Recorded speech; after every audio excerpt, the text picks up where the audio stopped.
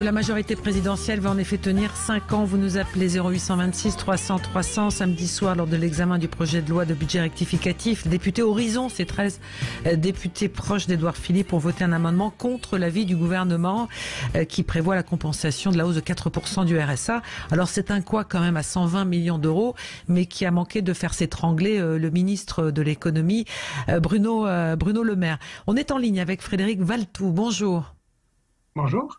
Bonjour, député Horizon, porte-parole des députés Horizon à l'Assemblée nationale. Merci d'être avec nous pour essayer de comprendre.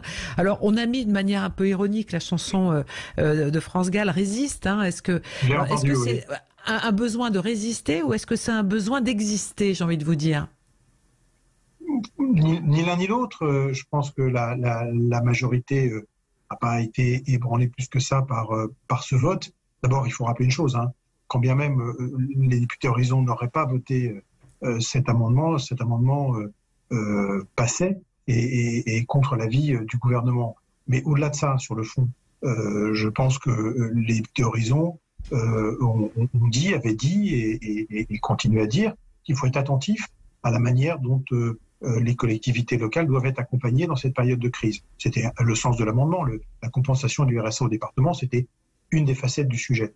Bon, eh bien, finalement, notre mouvement, notre cri du cœur, notre vote a porté ses fruits, puisque très intelligemment, Bruno Le Maire en a tenu compte et il a présenté hier un dispositif d'accompagnement plus global des collectivités locales et qui a été très largement voté, à part sur les bancs du Rassemblement national. Donc, un dispositif qui a été discuté entre tous les groupes et qui a été largement voté. Qu'est-ce qu'il y a derrière ce mouvement de ce vote de samedi soir que vous évoquiez? Eh bien, il y a effectivement le message de dire il faut apprendre à travailler plus en amont les textes et il faut apprendre à écouter tout le monde dans la majorité présidentielle. On est dans une équation politique totalement nouvelle qui fait que le camp présidentiel est minoritaire à l'Assemblée nationale. Donc il faut qu'on se serre l'écoute. Se serrer l'écoute, ça ne veut pas dire être dans le caporalisme complet, ça veut dire être à l'écoute de chacune des composantes, puisque dans cette législature-là, dans ce quinquennat nouveau qui démarre, il y a 3 groupes dans l'opposition, dans la majorité présidentielle, 3 groupes dans la majorité présidentielle, et en plus, pour avoir la majorité tout court à l'Assemblée, il faut aller chercher d'autres voix dans des groupes qui sont dits constructifs, qui abordent les sujets de manière constructive, comme chez LR ou comme peut-être chez les écologistes ou les socialistes. Donc, si je comprends bien, vous appelez à ce qu'on a entendu depuis le vote de cette nouvelle assemblée, depuis la composition de cette nouvelle assemblée, à ce qu'on appelle la politique du compromis. Vous dites avant, il n'y avait pas eu de compromis, c'est-à-dire que vous n'aviez pas réussi à discuter entre vous, parce que quand on lit par exemple les déclarations d'Aurore Berger, porte-parole des macronistes, enfin chef de file, qui dit ça a été effectivement une décision à la hussarde. C'est pas le compromis, la hussarde. Non, mais on démarre, attendez, il y a moins de 15 jours qu'on travaille réellement sur les textes. On est parti pour 5 ans. Et ça tiendra 5 ans pour répondre ça tiendra 5 ans pour répondre à la question que vous posiez. Mais juste pour finir, on est parti depuis 15 jours. On est dans une équation et une configuration politique totalement nouvelle par rapport à ce qu'on a vécu précédemment. Enfin, les 5 dernières années, il y avait un groupe majoritaire qui, à lui tout seul, avait la majorité absolue, et il y avait un parti allié, le MoDem, qui, ensemble, à 2, composaient une majorité, mais En Marche avait de toute façon la majorité absolue à lui tout seul. Bon, là, on est dans une configuration où la majorité présidentielle n'a plus que la majorité relative, et on n'est pas 2, on est 3. Donc, il faut apprendre à travailler à 3, et ensuite à s'ouvrir vers d'autres. Le mot de compromis, c'est pas nous qui le demandons, c'est la situation politique qui l'impose. C'est la première ministre, dans son discours de politique générale, qui a dit que c'était un axe majeur, et évidemment la recherche de compromis, un axe majeur de sa gouvernance, de ce qu'elle veut mettre en œuvre, et des accords politiques qu'elle souhaite nouer.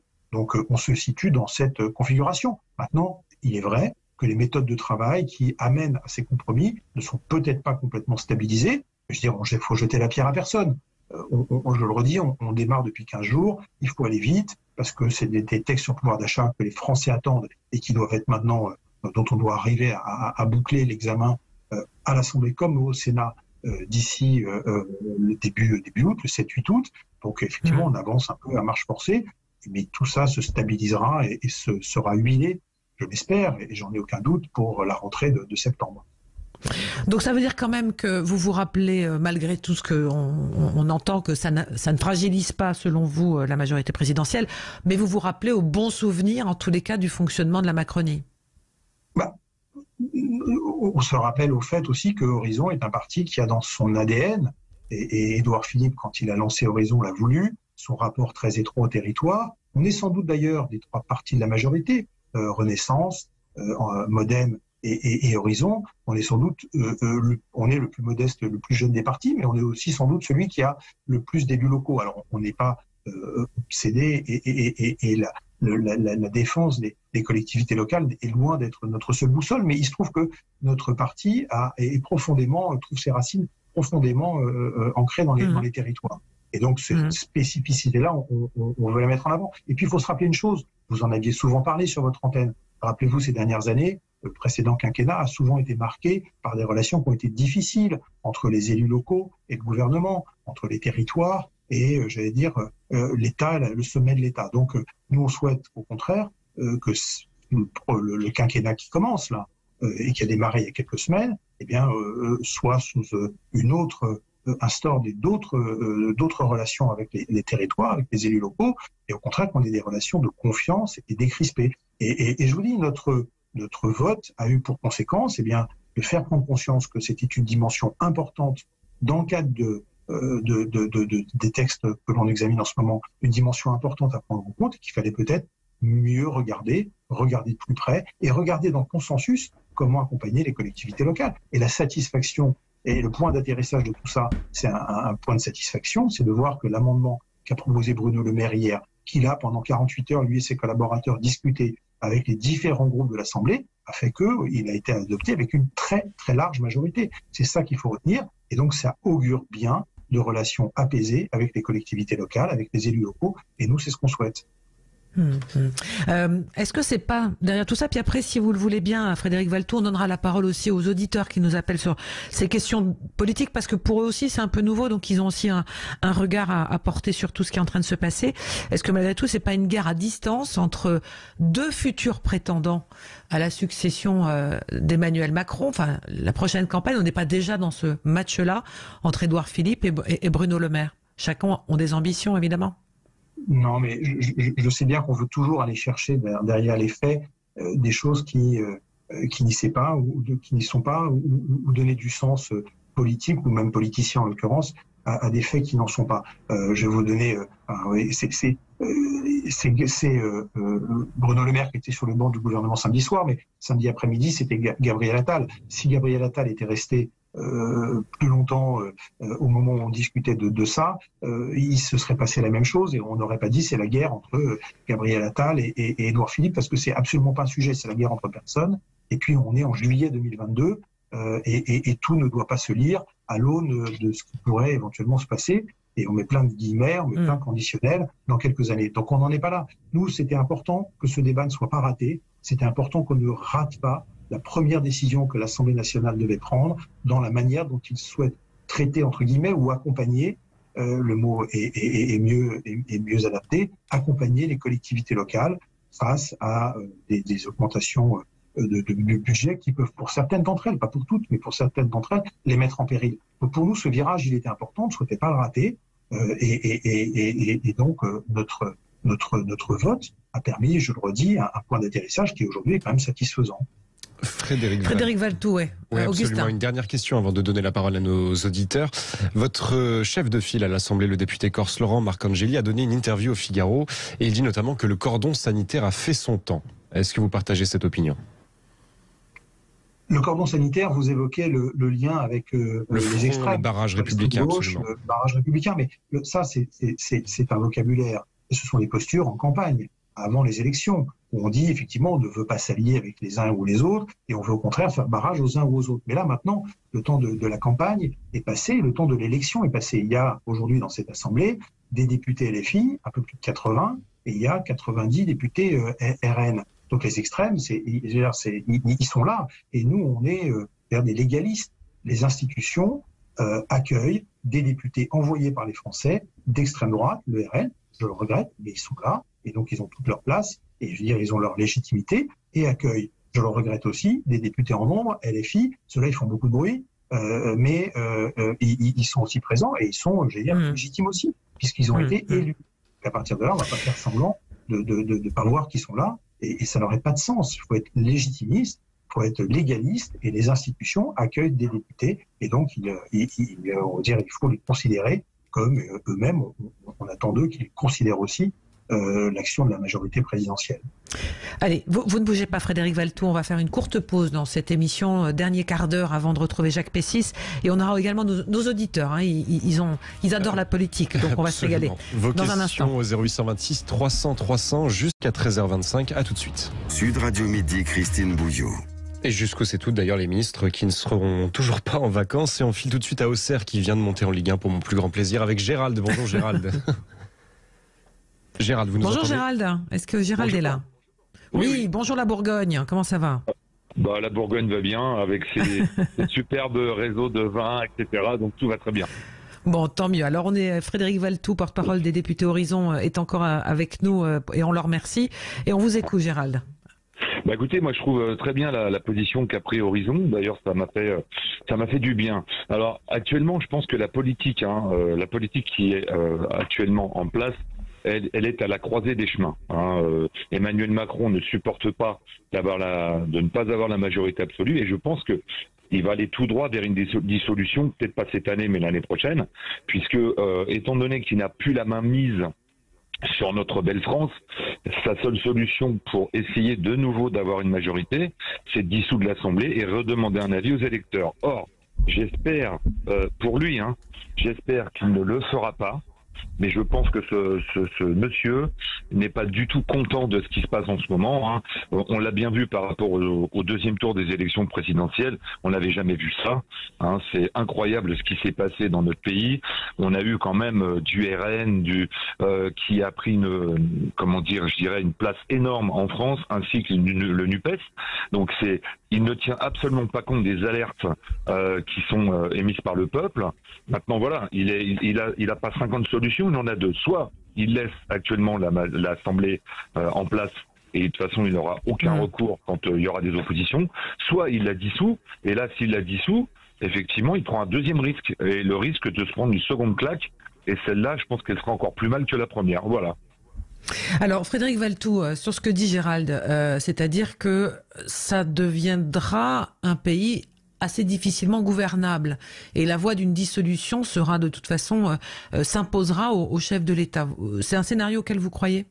Non, mais j'entends tout à fait le raisonnement de votre auditeur, et il est totalement légitime de se poser ce genre de questions, mais il a bien esquissé deux scénarios, et le premier des scénarios, c'est quand même que finalement, d'une situation inédite, on vive une période nouvelle pour notre pays sur le plan politique, c'est-à-dire une période de discussion, de compromis, en partant de l'idée qu'à partir du moment où il y a des personnes de bonne volonté à l'Assemblée nationale, il n'y a pas que des gens, il n'y a pas que des gens qui sont là pour mettre le bazar et pour bloquer les institutions, au contraire, et bien à partir de là, on peut trouver des accords qui ne sont pas, c'est pas dégradant. Il y a des pays qui fonctionnent comme ça, et depuis des dizaines et des dizaines et des dizaines d'années, pas loin de chez nous, nos voisins allemands, en Europe du Nord, etc., ils ont cette culture du compromis que nous, peut-être, compte tenu des institutions qui sont les nôtres, on n'a pas su peut-être mettre en avant. Mais il y a d'autres périodes. Enfin, moi, j'ai quelques cheveux blancs,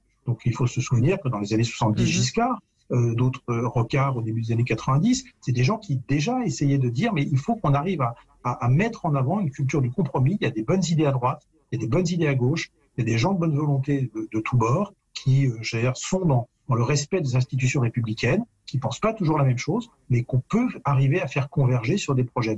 Là, on a une situation institutionnelle qui va nous obliger à beaucoup plus travailler en amont et rechercher le consensus. Bien sûr que si ça ne marche pas, il faudra aller vers d'autres solutions. Et je lis pas dans les boules de cristal et ni dans les pensées du président de la République. Et je ne sais pas si le sujet de la dissolution est un sujet aujourd'hui. On est fin juillet, on est élu depuis un mois. Ça veut dire on ne va pas commencer déjà à se dire on ne sert à rien et on prépare, on ressort les pots de colle et nos affiches au cas où. Non, c'est pas le sujet. On va essayer de faire le jeu des institutions et de la discussion. Allez, on continue avec nos auditeurs, Augustin. Absolument. Vous êtes un parti assez proche des revendications locales, vous en avez parlé. Nous sommes avec Jean-Michel qui nous appelle de Paris et qui voulait réagir à notre sujet sur les prisonniers basques. Bonjour Jean-Michel. Bonjour Jean-Michel. Bonjour. Oui. Allez-y Jean-Michel, on vous écoute. 32 ans de prison pour des prisonniers politiques au pays des droits de l'homme. À part les Corses et les Basques, qui subit ça? Qui subit ça en France? Ça, c'est le premier plan. C'est un sujet qui m'est extrêmement sensible. Et on peut voir depuis de nombreuses années, de quelques années, le gouvernement, les gilets jaunes, les vaccins, les non-vaccinés, tout ça. Et maintenant, c'est les Basques. Avant, ça a été les Corses. Il a fallu que ça pète pour que ça soit les Corses, pour que ça trouve des solutions. Jusqu'où ils veulent aller. Il faut juste qu'ils comprennent une chose. La diaspora basque, c'est pas que le pays basque. Il y en a partout. À Paris, partout il y en a. Nous, sur un sifflet qui s'appelle l'Irinzina, c'est le cri basque, on se déplacera. Jean-Michel, on a un petit souci pour vous entendre, mais on a compris le sens de votre émotion et surtout de votre colère. Alors c'est par rapport effectivement à notre invité précédemment, c'est cette mobilisation massive qui a eu lieu samedi dernier pour demander la libération des détenus basques. Frédéric Valtou, vous avez un commentaire là-dessus? Pardon, mais la question basque. Oui, non, mais la question basque, la question des prisonniers de Basques, Corses, etc. Pardon, mais ce sont des gens qui ont eu des actes terroristes. Ils se portent peut-être un discours politique, mais derrière, c'est des actes terroristes. Je veux dire, moi, quand je porte un discours politique, je ne vais pas derrière poser des bombes ou me mettre en marge de la loi. On est quand même dans un état de droit et il n'y a pas de régime d'exception pour ces gens-là, c'est-à-dire ceux qui défendent ces causes-là. Défendre une cause, c'est une chose, et le défendre en marge de la loi, des règles, c'est se mettre effectivement dans une posture où on quitte le champ politique pour aller vers d'autres modes de manifestation. Et là, en l'occurrence, on parle sans doute de gens qui ont mené des attentats. Et donc, à partir de là, ils se mettent dans le champ, c'est-à-dire du terrorisme. Même si, pardonnez-moi, Frédéric Valtou, même si le juge d'application des peines dit ils sont libérables et qu'à chaque fois, il y a une opposition de la part du parquet antiterroriste.